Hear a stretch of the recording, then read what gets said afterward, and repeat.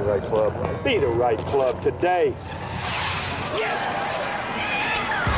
Johnny, that's better than most. How about in? That is better than most. Better than most.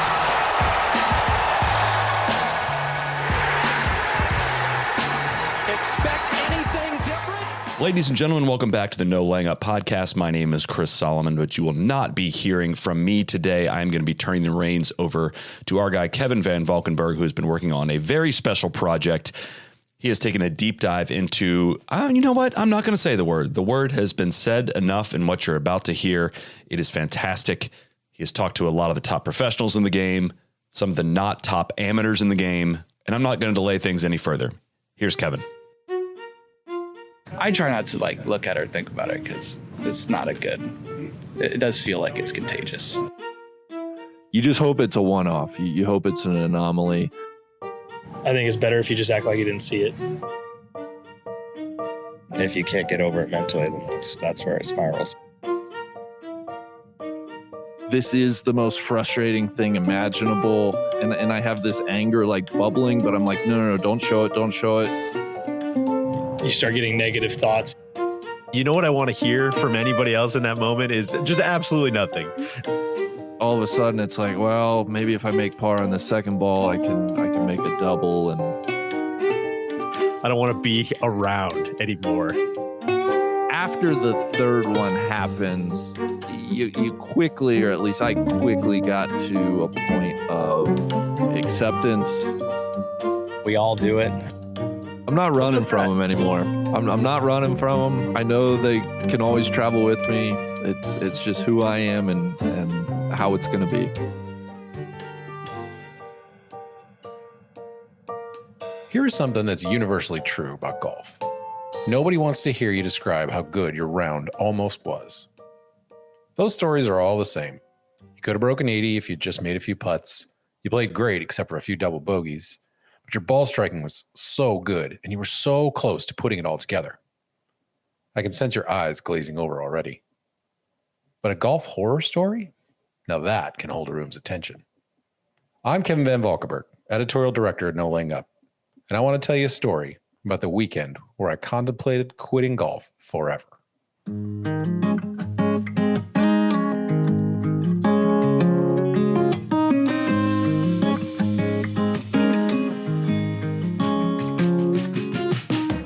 In 2018, on the eve of Masters Week, I flew to Atlanta, rented a car, and instead of heading east to cover the most famous golf tournament in the world, I headed north towards Tennessee. My friend Dennis was turning 30. That would be DJ Piehowski, now my coworker and podcast collaborator. To celebrate this milestone, his wife Justine invited about 30 of his closest friends to spend the day at Sweetens Cove. It's a 9-hole golf course at the end of a dirt road in South Pittsburgh, Tennessee, a tiny rural town on the Alabama-Tennessee border. We had rented out the entire property, and though I had never been, I could scarcely contain my excitement. It felt like a summit of all my favorite people in golf. We had dubbed it the Thirsty Cup, a sarcastic nod to all the social climbers and attention seekers in our generation of media. Pulling into the gravel parking lot, I had that same feeling in my chest I used to get in high school when I'd show up for a first date. I was the good kind of nervous. I wanted to play well, but was excited for what lay ahead. There is no driving range at Sweetens, and thus no chance to iron out the quirks or reboot a swing like mine. It was dusk when I arrived. The competition was set to begin the following day. But a big group of my friends were sipping beers and flushing 7-irons toward the 8th green from the hill above the first hole. The course was otherwise empty. Someone dropped a ball near my feet, then handed me a club and encouraged me to fire a shot at the Biarritz green down below. A fantasy took shape in my mind. What if I hold out in front of all these people? I can still remember 6 years later how quickly those good vibes evaporated, and how fast I got lost in the labyrinth of my own mind.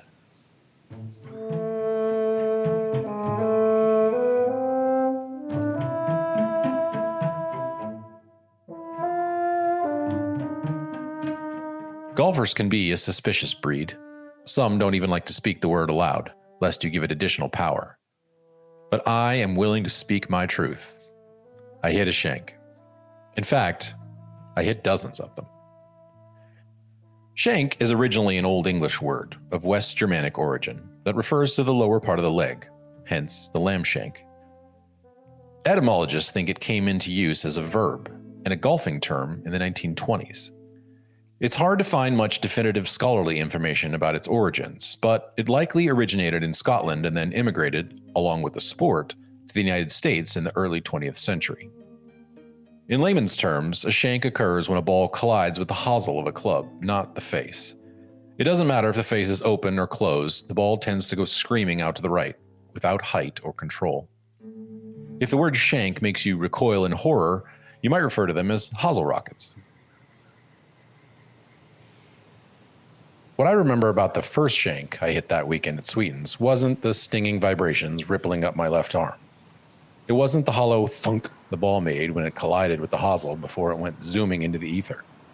It was the silence that hung in the air, that sound of uncomfortable secondhand embarrassment that lingered louder than thunder could have. I tried to laugh it off, but a second swing produced a similar result. Clearly, I was tired from the flight and the long drive from Atlanta, I joked. I'd hit occasional shanks before. I mean, frankly, who hadn't? But I never thought of them as an incurable malady. But then, a third shank. Then, a fourth. It was now officially awkward. I could sense a friend or two looking away. My friend Chris Solomon put a gentle hand on my shoulder. Hey, no worries, brother. Let's just relax. Deep breath. Slow things down.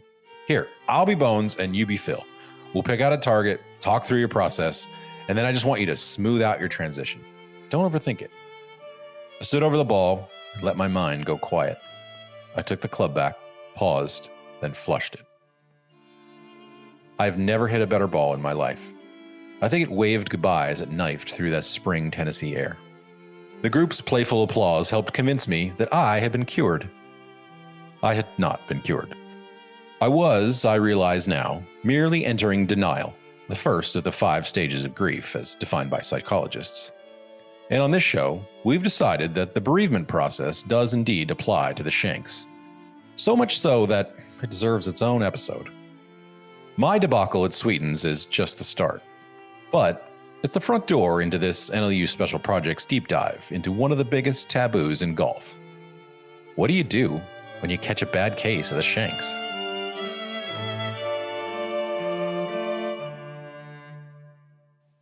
Is there anything in golf as relatable as the misery of a shank?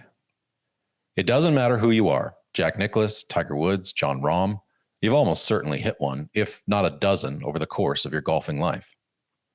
It's the one experience in the game that is truly universal, the dejection you feel in your stomach when you watch the ball go tumbling sideways, headed swiftly towards parts unknown.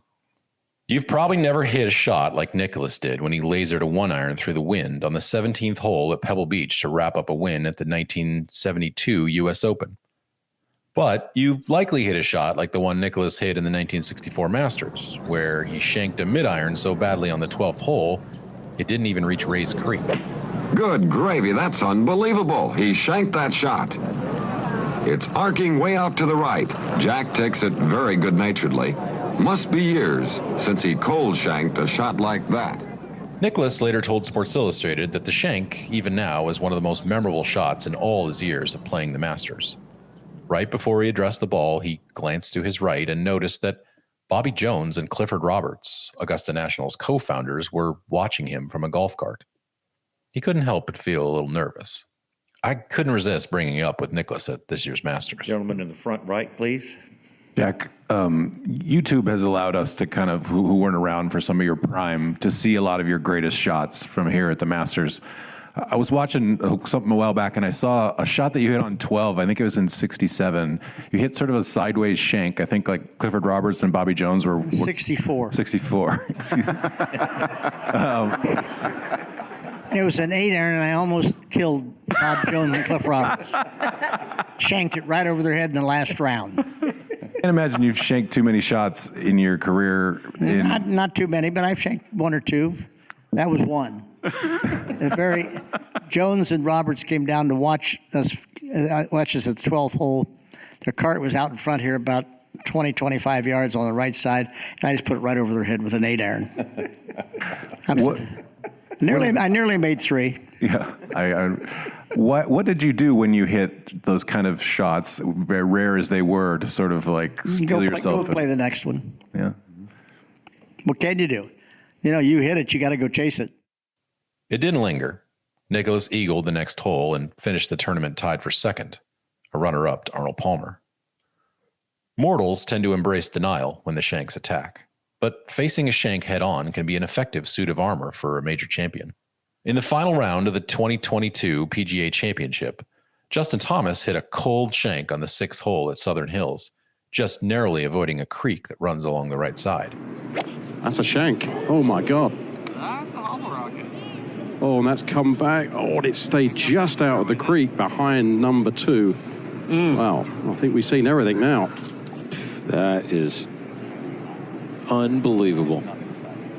But the Shank ultimately turned out to be a footnote in one of the most memorable final rounds of Thomas's career. He made a bogey from next to the creek, then played the next 12 holes in 4 under par, beating Will Zalatoris in a playoff for his second major championship. It's just one of those things that I think it's so bizarre and out there that you, at least to me, like you just laugh it off. Wasn't very funny on Sunday at the PGA, that's for sure, because it went to a pretty terrible spot and made a 4 that arguably won us the tournament.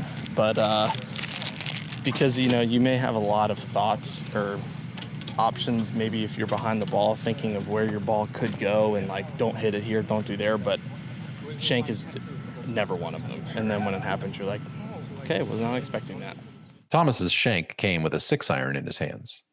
As fate would have it, he immediately faced a similar shot after hitting a good drive on the 7th hole. The funny thing is, of the one at the PGA, no shit, we literally had the same exact yardage on the next hole, and had to hit the same club, same shot, same yardage, and hit a really good one in there about 10 feet. But it was just, we're both doing the math, and we're just like, oh no, shit, are you kidding me? Like, here we go, we're going to see where we're at.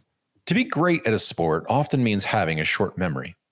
For a legend like Jack or Justin, that's part of your DNA, part of what makes you capable of extraordinary feats. Not so for mortals like me. Like a lunatic, I had lain in bed that night trying to suffocate my golfing anxieties. A decision that, as you might guess, instead gave them oxygen. When I returned to Sweetens the following morning, my Shanks were, if this is even possible, somehow worse. Every swing felt like an additional snowflake in an avalanche of my own humiliation. I could still slice my drives into play, but on the first hole, my approach deflected off the hosel and dribbled into a bunker. I felt like apologizing to my playing partners after every shot. I didn't want to feel like I had ruined DJ's birthday party, and I was starting to feel like I had ruined it. I imagined his friends pulling him aside and whispering, "You invited this guy?" Thankfully, he didn't see it that way. When you have a group of, I won't say like accomplished golfers, but like people who kind of know what they're doing and have played for a long time, when word starts to travel through like, oh, Kevin has the Shanks, it's basically the same as saying like, oh, Kevin has like a rare disease. Everybody knows exactly what it means. Everybody knows what he's going through specifically. It's just, the only way it can get better usually is like going to sleep, right? And waking up the next day as a different person. DJ's birthday party also marked the first time I'd meet my future NLU colleague, Phil Landis, aka Big Randy. When we were paired together that afternoon, I even apologized in advance, as though I was asking him to accompany me through a crime scene. By that point, I had hit so many Shanks, I couldn't even muster up fake optimism. It had been overtaken by rage. Remarkably, some audio of my humiliation exists from that day. If you listen closely, you can hear not only the clank of the ball, but the sigh of resignation after I sent my 4-iron helicoptering into the weeds. Believe me, there is no indignity quite like having to do a walk of shame chasing after a club you just chucked in front of an audience.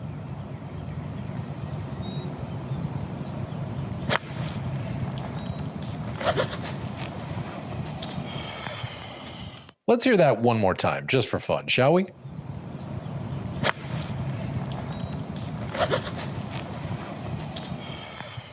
If you're thinking, what an asshole, you're not wrong. Mercifully, I was not greeted by judgment. In Landis, I had found a kindred spirit. It's such a helpless feeling watching somebody go through it, because I know exactly what you're feeling and what you're struggling with. I remember feeling a lot of sympathy and empathy, but also a helplessness, right? Listen, if I had the silver bullet, if I had the elixir, I would, believe me, I would give it to you in this moment, Kevin. But I don't have that for you. This is a journey you have to walk on your own. I would love to be able to tell you I was able to retreat into a state of zen and enjoy the round, but I had reached only the second stage of grief. Anger. What I remember most about that day is I was very envious of you, just letting your anger out in the moment. You have a way of tossing a club, yelling a profanity, beating up on yourself that honestly is commendable, because I think a lot of time I hold things in and I have this anger like bubbling, but I'm like, no, don't show it. Whereas I remember you just being like, fuck, and like doing a club toss. And I'm like, well, maybe that's a better approach to having the shanks and getting your frustration out.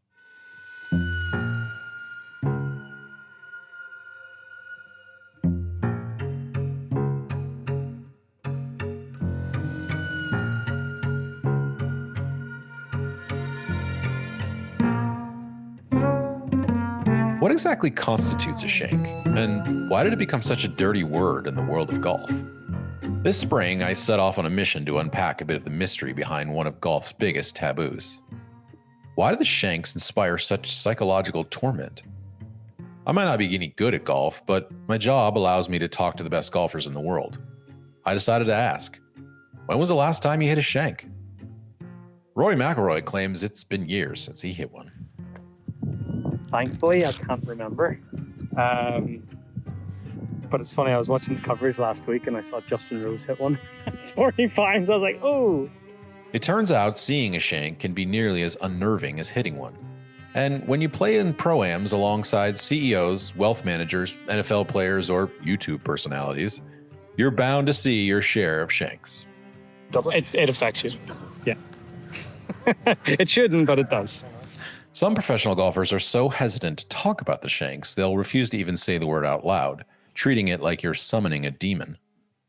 When I asked PGA Tour player Mark Hubbard if he'd talk about the shanks, he recoiled in mock horror. I'm asking, because I've had the shanks, 100 times, and every golfer at any level is always has hit one shank at least in their lives.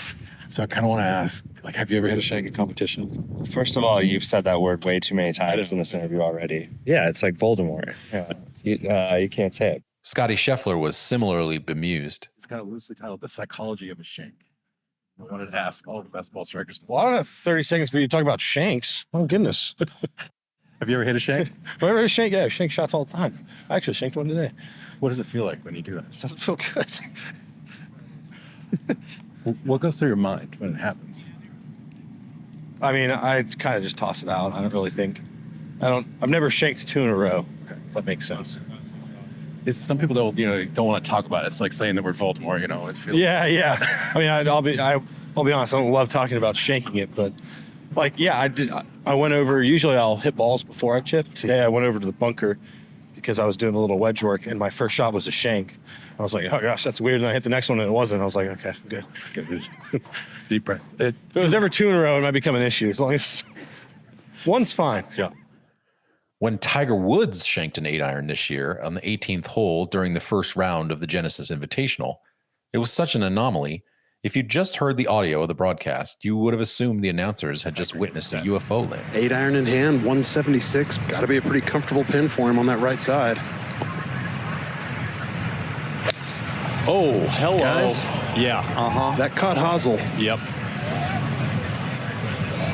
Wow. Right away. Even the greatest.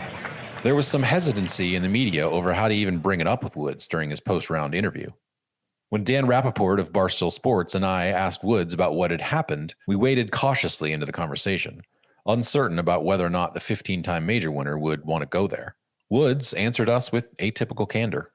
Tiger, I'm not going to say the word, but on 18, Oh, I shanked it.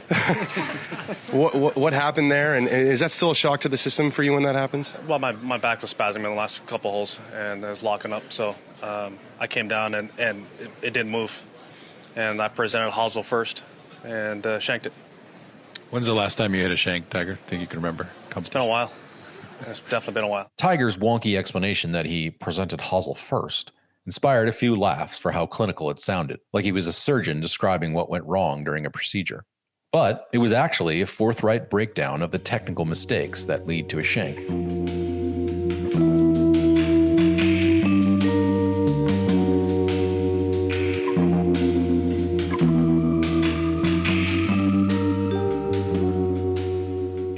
When a professional golfer starts rifling balls off the hosel, they're typically not mired in a mental tailspin like I was. They're usually suffering from some kind of technical breakdown. And the same, it turns out, is true of amateurs. To go a bit deeper on the causes of the shanks, I tracked down Mark Blackburn during the Genesis Invitational this year. Golf Digest calls him the game's top-ranked instructor. I asked what he does when a client comes to him and says they can't stop hitting shanks. I basically tell them, look, shank is like a hook or a slice. There's a reason you're doing it. So like, let's fix it. Don't think that it means that you're plagued, so to speak. So I'm always like, here it is. Here's what you're doing. Here's why you're doing it. Here's the fix. And then once most people understand, okay, well, that's why I'm doing it. It's pretty simple. Like, I think if you make more a big deal of it, they have issues. Why do you think some people like get it in their heads, like as a psychological thing? Well, I think the sort of phobia and people associate with golf, like a lot of the things, oh, if you do this, this happens. And if you do that, this happens. I think there's a folklore probably. I think there's a bunch of nonsense. I mean, I think that's people think that once they've got it, they can't fix it. But again, if you're looking at it objectively, most people don't take golf lessons. They try and fix themselves anecdotally from a magazine tip I may have written or someone else or a buddy. But when you feel sick, you don't just try and fix yourself, you go to the doctor. Well, that's the half the problem with the shanks. Once a player moves past their anger, the shanks, they're ready to engage with the next stage of grief, bargaining. And this brings us to the role the shanks play in one of golf's shining pop culture moments, that infamous scene in Tin Cup. In the film, Kevin Costner's character, Rory McIlroy, qualifies for the U.S. Open. But in the lead up to the tournament, he becomes a head case. He's afflicted with an inexplicable bout of the shanks. As he warms up on the driving range, he sends a handful of hosel rockets shooting sideways, then gets into a heated debate with his caddy, Romeo, played by Cheech Marin, over how to fix them. Maybe you should hit your putter. You can't shank that one. Look, if you're the Mexican Mac O'Grady, you got to figure out why I'm still shanking the ball. You know. Now, what's the problem? I'm catching on the hosel, right? Yeah, right. Moving my head? Yeah. I'm laying it off? Well, that too. I'm pronating. When you're not supinating. I'm clearing too early. I'm clearing too late. My God, my swing feels like an unfolding lawn chair. In desperation, Marin tricks Costner's character into completely rebooting his thinking. To cure the shanks by not thinking about the shanks at all. All right. Take all your change and put it in your left-hand pocket. Go on, do it, Roy.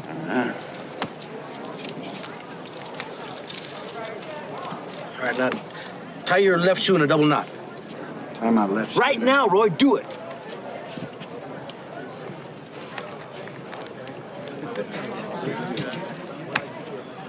Turn your hat around backwards. Turn your hat around. Do it, Roy.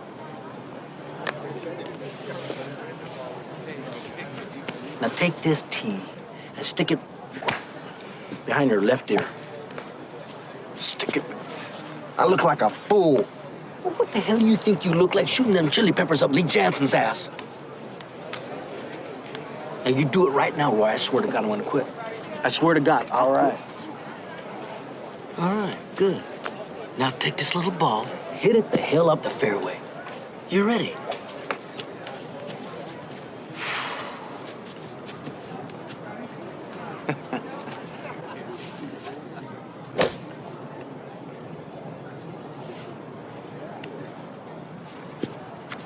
How'd I do that?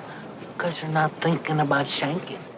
Even for the best ball strikers on earth, there is something that rings true about that scene.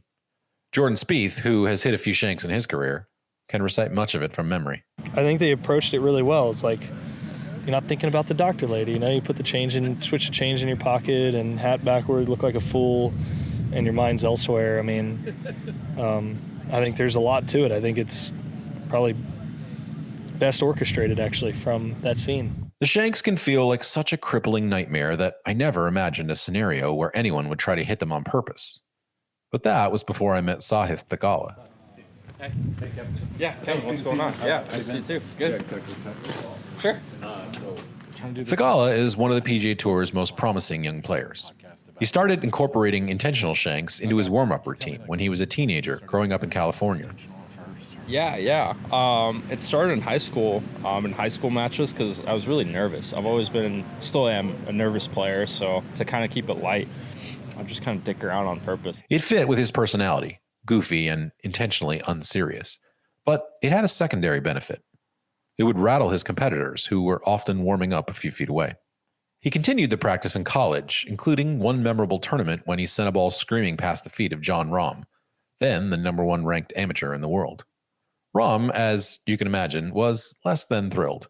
Thagala pretended to hang his head in shame. But what started as a teenage trolling eventually helped Thagala better understand his golf swing. I think a part of it is take the nerves off, and another part of it is you kind of gain a sneaky, you gain better control of the face, because it's kind of hard to hit it off the hosel if you're trying to.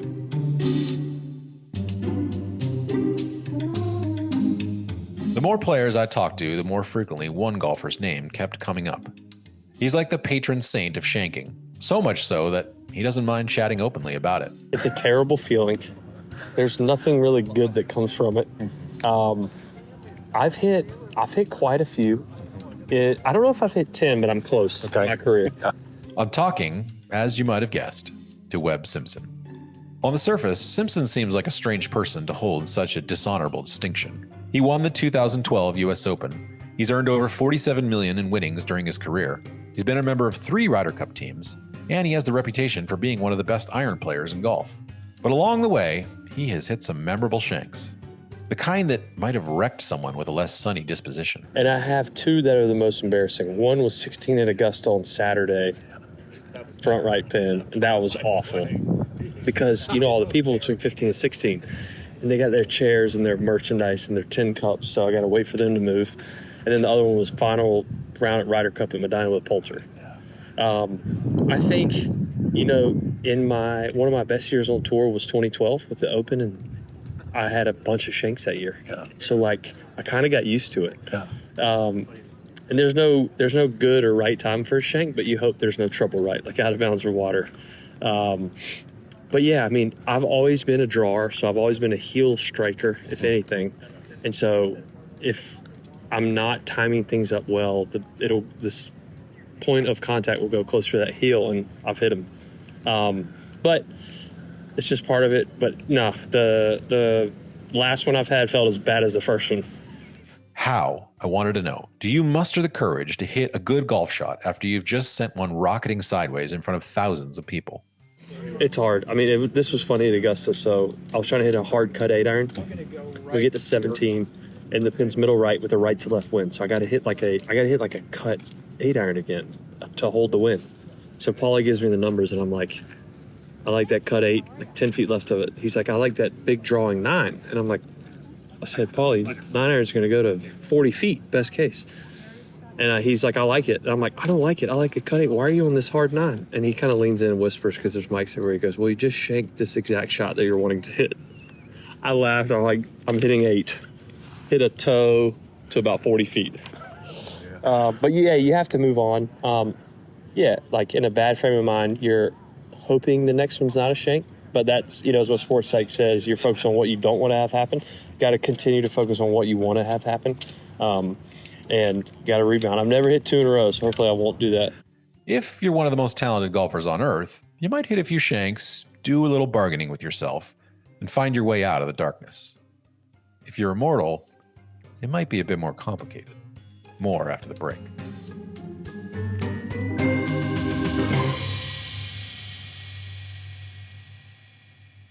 This episode is brought to you by our friends at Roback. You all know Roback. Best fit, best feel. It is summer. We are living in Roback. They just released their American Summer Collection. Trust us when we say it is fantastic beyond the golf. They've got bathing suits now, which we'll be using to go from a hot day on the course straight to the pool. The performance polos, they're moisture wicking. They got great stretch. The collar is crisp. It does not lose its shape. They fit way better than those old boxy polos do. Simply put, these are the best designs paired with the best feeling polos out there. Their shorts are fantastic. The everyday shorts have an elastic waistband for extra comfort. Super clean looking. They're good with a polo untucked or a t-shirt. And the looper shorts have belt loops. They look great with a polo tucked into it. Either way, the fabric is flexible and comfortable in both. The performance hoodies, you know about those. They're our favorite hoodies in the game. The fabric is fantastic. We cannot take them off, wear them on the course, around the house. They're that good. If you haven't already, time to load up on some Roback both for yourself and for others. Use code NLU at roback.com for a generous 20% off your first order through the end of this week. That's RHOBACK.com. That's 20% off bottoms, Q-zips, hoodies, and more with code NLU. Summer isn't the same without Roback. Let's get back to Kevin Van Valkenburg.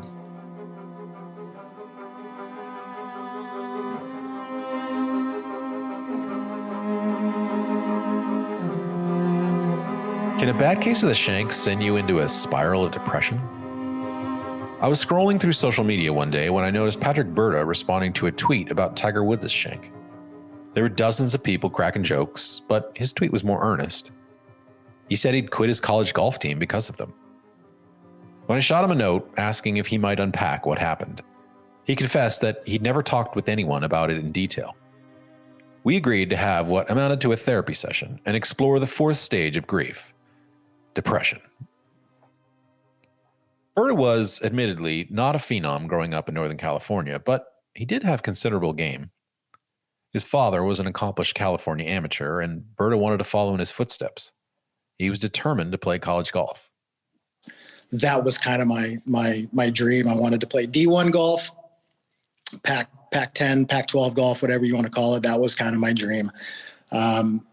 Was a stubborn kid and didn't really listen to my dad when he would give me lessons, and didn't really take any lessons from any pros. So sort of had a little bit of a homemade swing, and was a decent enough athlete where I could get it around, and I had some success in junior golf. I was kind of one of those kids that was always maybe a step below the really elite junior golfers, maybe the kids that were winning a lot, or some of the AJGA. I think I won one junior event as a 17-year-old. That was my only win, and didn't really get recruited, but little Division II school down the road, about 20 miles from me, called Stanislaus State. Had a very accomplished golf team, and I knew they were good, and I knew I had a chance to walk onto that team. Tiger Woods had just burst onto the scene in professional golf, and suddenly the sport had a cachet it didn't previously possess. Berta's senior year, he'd played well in his high school league, and so he had a bit of swagger when he showed up in college. Take me back to that time when things started to go awry. You know, typical kind of college story. I was focused on partying a little bit and looking for girls, and I didn't really focus my freshman year as much as I should have. But around the junior year was when things started to go off the rails a little bit, and I developed a case of the Shanks. Best I remember, and Kevin, I got to be honest, this is the first time I've really talked about this in depth. It's been 20 years, bud, and so this is going to be my therapy. So if my memory is a little hazy, this is something I've buried for a long time, and so bear with me here. Stanislaus State's spring tryouts took place over 10 rounds at 10 different courses. At the end, the top 6 players would make it into the starting lineup. Berta felt confident going in, but that confidence quickly evaporated. First couple rounds of qualifying, I shanked 2 irons out of bounds, and I think I shot 78 or 79. And it just kind of got worse from there throughout the 10-round qualifying. And I couldn't not shank a 4 or 5 or 6 iron 2 or 3 times around. Didn't know when they were coming, obviously.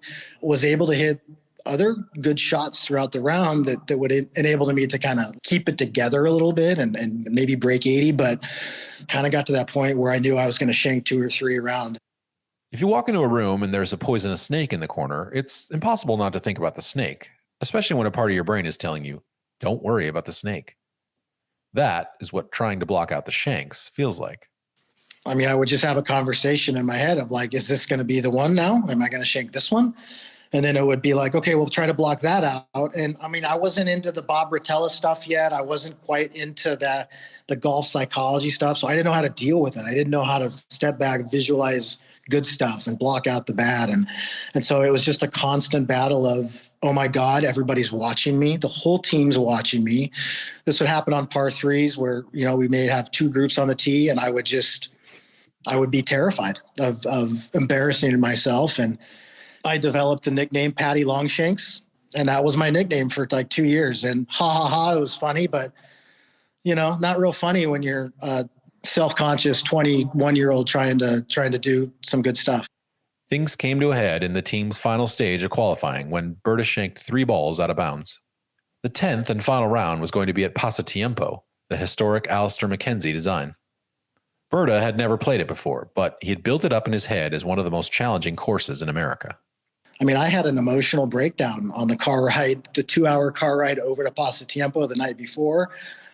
It was me and my buddy, my roommate. He and I were driving over there. He was in first or second at that point in the qualifying, so he was in good shape. I'm sure he did not want to hear about any of my problems and my travails, but I was in the passenger seat, and I was like, Chris, I'm not going to break 100 at Pasatiempo tomorrow. I'm not going to be able to get it around. And I mean, truly, looking back on it now, it was probably a little bit of a panic attack. Berta remembers scraping it around somehow. The round is mostly a blur. He knows he shanked a few balls, shot something like 82, and that was it. He was so riddled with doubt and despair, he essentially walked away from competitive golf for the next 3 years. Golf is not fun to play that way. And you drive to practice, and I'm driving to these great golf courses for golf practice. And we're so lucky to play these great places, and college golf is utopia. And I'm miserable. I mean, just miserable. I just didn't play golf my senior year. I told coach, sorry. So quitter attitude. I wish I hadn't done that. I wish I would have stuck it out, but you know, that's kind of where it ended up. It just completely broke me down, and I did not want to go be on the golf course. Berta is 42 now. He works as a commercial loan officer at a small California bank.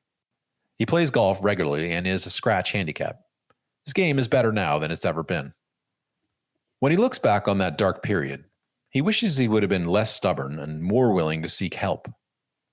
Reading about the mental side of the game, particularly Bob Rotella's Golf is Not a Game of Perfect, helped free him up to enjoy the sport again. I can't remember the last time I've hit a hosel shank. I mean, it's been a decade. I really don't know. I hit it off the toe a lot now, Kev, and that's probably a side effect of some bad demons.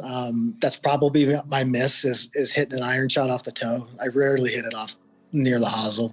I play with guys that do, and if they do, it creeps in my head that there, but for the grace of God go I, and I know it can happen to me on the next shot. And that's when I kind of lean into the good golf psychology that I've built up over the last few years of, you know, just envision the good shot. You're good enough. And if it does happen, I mean, you can see the reactions of pros, right? They laugh at themselves, and I'm not going pro. I'm a scratch golfer, but I know my ceiling, and I know that bad shots are going to happen, and all you can do is laugh at it. And that's probably something I didn't understand 20 years ago that I understand now.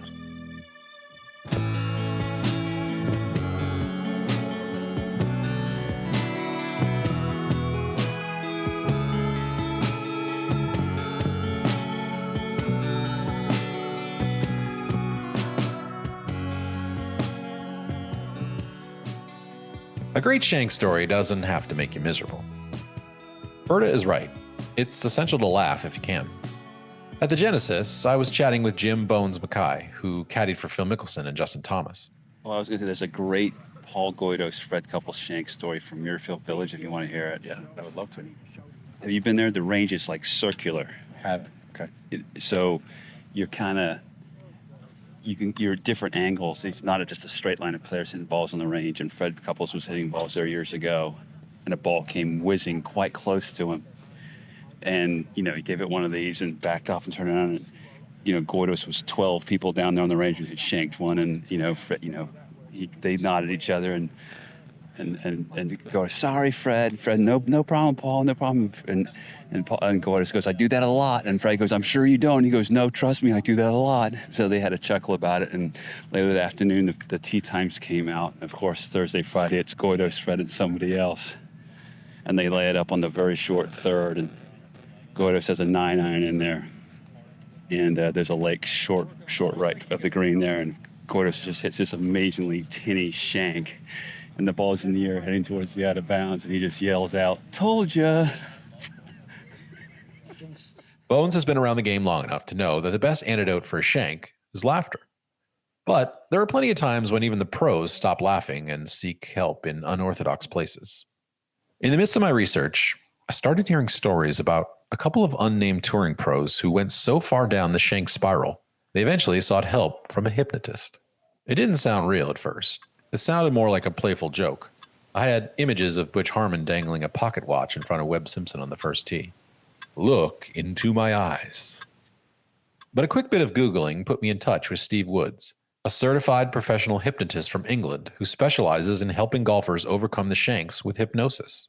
And he confirmed, yes, he has worked with several professional golfers, although obviously he couldn't say who. I had a dozen questions for Woods, but first off, I wanted to know, how does one become a golf hypnotist? Well, I'd love to say at school I really wanted to be a golf hypnotist, but that was a very long time ago and didn't know anything about hypnosis back then, so that wasn't the case. I got into hypnosis as often people do through self-development. So wanting to either do better, or sometimes it's also somebody has hypnosis or hypnotherapy for something. So there's two ways in. But for me, it was seeing a stage hypnotist, getting some self-hypnosis tapes. That's how long ago it was from them, and really just playing with it for a while.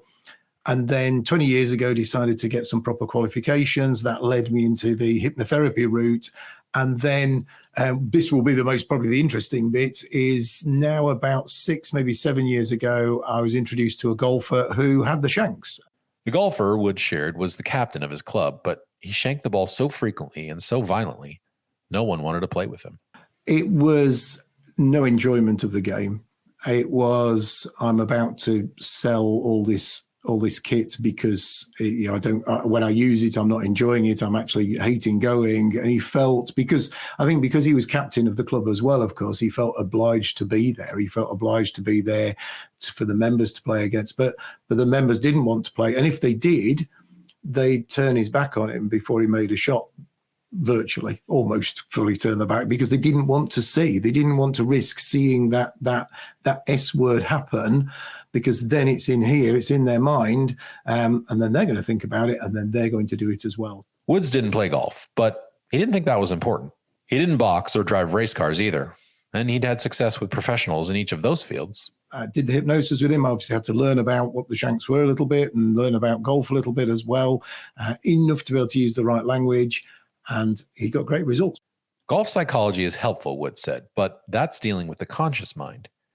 Hypnosis deals with the subconscious mind.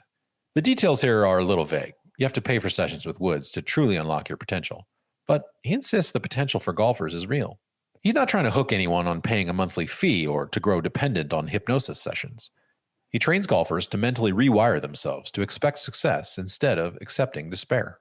But the process now would be, Kevin, to get you in the zone. So for everybody that I work with, I think everyone's had that experience where they've made a great shot, they've not really thought about it, and then someone else will say, Kevin, that was an amazing shot, fantastic. And you go, oh yeah, how did I do that? And then you try and recreate it. And of course, you start to think about it in that conscious part of your mind. And that then slows it down, doesn't quite work as well. But I think everyone in any sport, probably any activity in life, really, they've had that moment where they've been in the zone. So the conversation with somebody is to say, actually, I can help you get back into that zone each and every time. Selfishly, I was hoping to hear that Woods might be putting golfers into a trance over Zoom. Then, like a stage hypnotist, he'd snap his fingers and say a trigger word that would bring them back to the conscious realm, no longer plagued by the shanks. Woods told me that while he does appreciate the skill of stage hypnotists, what he does requires a bit more work on the client's end to see lasting results. With the shanks, just like in life, there are no magic fixes. As for the golfer whose friends were turning their back on him when he hit balls, hypnosis saved him from walking away from the game. It was generally first session onwards. I think it was either session 1 or session 2 where he really reported noticing a difference, or after that session. So because what we're doing is we're creating new habits, new behaviors, because we're doing it in the subconscious mind, that automated part of the mind, then those habits embed really quickly. Beliefs around habit changing can be anything from 28 days of continuously doing something to 90 days I saw recently. But in that, once you're free of that doubting conscious part of your mind, and it's not just working with me, that's working with anybody in this world. But once you're down to that conscious part of the mind, the subconscious can make those changes, and it can make those changes really quickly.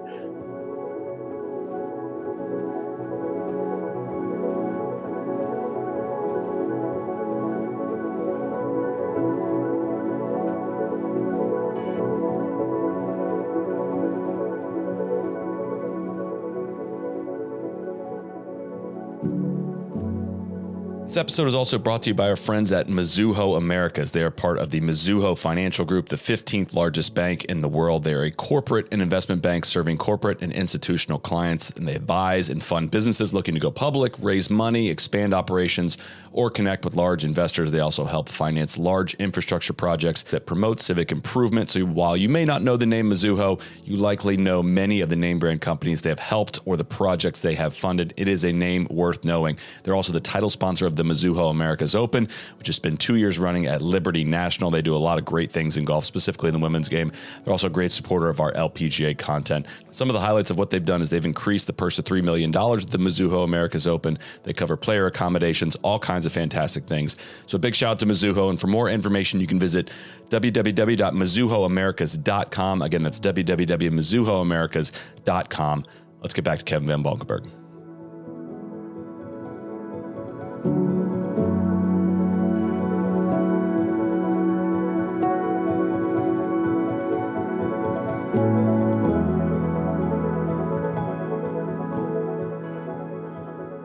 There are many roads that lead to overcoming the Shanks, but one common theme emerges and weaves them all together. It's also the fifth stage of grief, which hopefully leads to healing. It's about acceptance. For that, I wanted to hear from someone widely renowned for having the most positive attitude in professional golf, Peter Malnati. Okay, so have you ever hit a shanking competition? Oh, yeah. How do you overcome it when you do?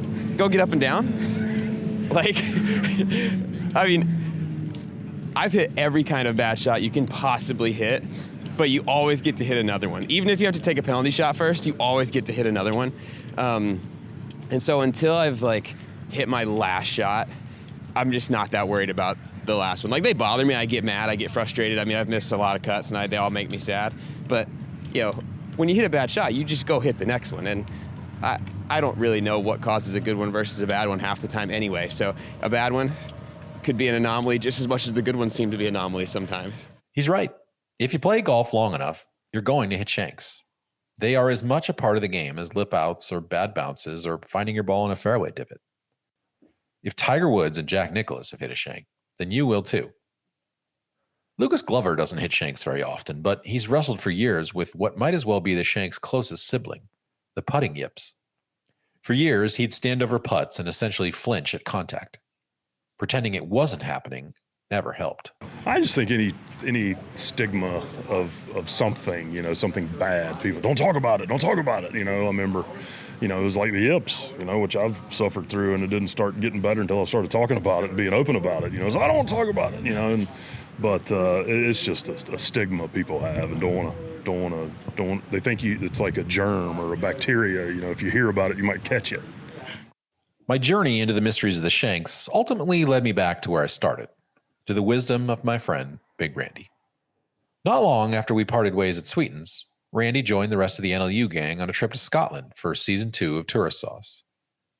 It was a long and magical trip to some of the greatest golf courses in the world. But near the end of the trip, one of the most memorable sequences in the history of Tourist Sauce took place. Big Randy, even though he'd been playing good golf on the trip, caught an inexplicable bout of the Shanks, and it was all caught on film, his humiliation on display for our entertainment. We're out here at number 10 at Royal Dornick. This is unprecedented. We have a tin cup-esque situation. It has nothing to do with carrying a hazard. It has to do with him firing hosel rockets into the course on the right. I'm moving back. This This one might go backwards. This is our third. Another one! Again! Hit him again! It was, to put it bluntly, one of the weirdest rounds of his life. I think for me that happened, it was a matter of like, how am I going to play the rest of these 9 holes if every time I stand over an iron shot, I'm thinking cold shank. And so I feel like on 10T there, I made the decision, you know what, guys, the score's out the window. This is the last 9 holes of the trip. I'm not playing for anything. We're just going to try to get around the second 9 of Dornoch with my trusty hybrid. Had anything like that ever happened before? Oh yeah, lots of times.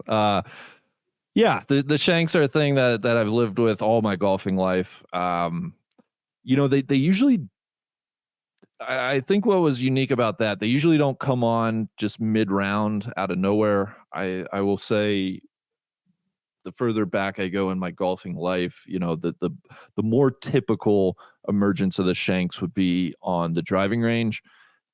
I feel like the more balls I hit on the driving range, the worse my habits get, the worse my swing gets, and that can usually result in a bad case of the shank. So that really has scarred me for a lot of my life, to the point where I don't really enjoy hitting golf balls on the driving range, and I certainly don't enjoy hitting balls on the driving range to warm up before a round, because in the back of my mind, I know, I can develop the shanks on the driving range. So I would say the most common occurrence has been to almost go into a round having the shanks, fearing the shanks, guarding against them. But yeah, just almost the drop of the hat, split second, them coming on to the point where, I'll hit, I can hit a one-off shank any round that I play anytime, anywhere.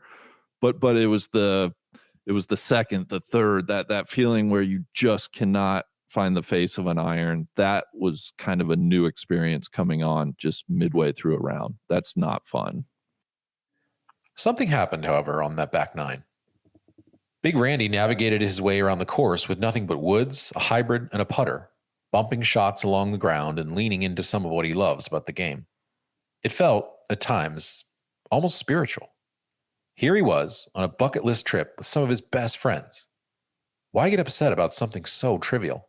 I think through my journey, I used to try to keep the shanks and the thought of the shanks really out of my mind. And then I kind of went through this weird transformation after Dornoch. Even I think Dornoch played a part in this, was, I'm just going to think about it and I'm going to explore it. And I almost think it was like therapy for me, really. It's like just trying to think through, okay, if it does happen, like, then what, right? It's like, well, you've been here before, right? Dornoch's a great example of that for me, right? I can always have that in my mind of, listen, you've been here before. You've had the shanks on one of the best golf courses in the world. Like, life goes on. You make the best of it. You try to have some fun. You hit some good shots with a hybrid or a wood or, whatever it may be. But I found that to be a lot more positive and a lot more beneficial, thinking about them, trying to think through them, almost demystifying them and scraping away the anxiety and the fear around it has been a lot more helpful to me than just like trying to push it out of my mind and like, don't say it, don't think about it, an approach like that. If this journey has helped me understand anything, it's that the shanks will probably always be with me. They may lie dormant for years, like a virus. I'll have days when they never creep into my brain, but eventually they'll probably surface again. My hope, both for myself and for others, is that we'll all lean into the Big Randy philosophy of acceptance. I would also encourage people, if you do struggle with the shanks, don't run from them. I think the more you can just sit with them in your thoughts, think about it, think through, hey, if I get them, then what? And be able to almost process your emotions. It really has helped me. It's part of my my vaunted mental practice game. But yeah, it's just they're no fun. They're no fun. I think part of the excitement, part of the aura of them is truly you never know when one's coming. And that's, you can't, we always joke, there aren't many true surprises left in life. And I think a shank you could put in that category.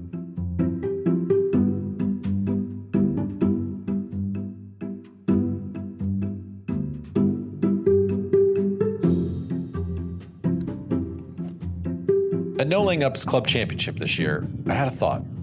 What if I leaned the other way? What if I tried to hit some shanks on the range, just to prove I wasn't afraid of them anymore? It might be like walking back into the lion's den dressed like a gazelle, but what did I have to lose? You can't overcome your demons if you don't confront them. So we're out here at Erin Hills, and we're going to try to hit some shanks for you.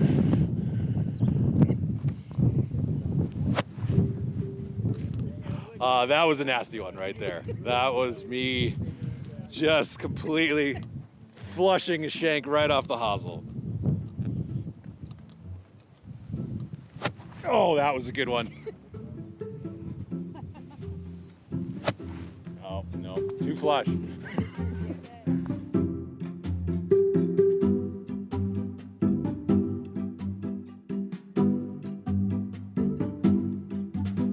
Thanks for listening to this edition of NLU Special Projects. Music and sound editing in this episode was done by Justine Pyhowski, editing by DJ Pyhowski. You can find more writing like this on our website, nolayingup.com, which is free to everyone. But we'd also encourage you to join the Nest, our community of avid golfers. Nest members get a 15% discount in our pro shop, access to exclusive content like our monthly Nest podcast, as well as the chance to sign up early for our Roost events held all around the country. We appreciate your support. If you'd like to leave a comment about this podcast or share your best shank story, you can reach me at kvv@nolayingup.com.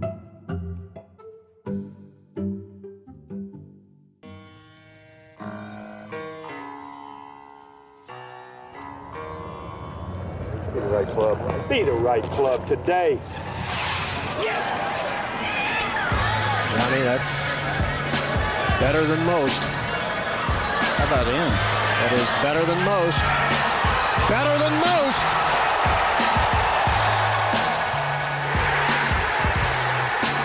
Expect anything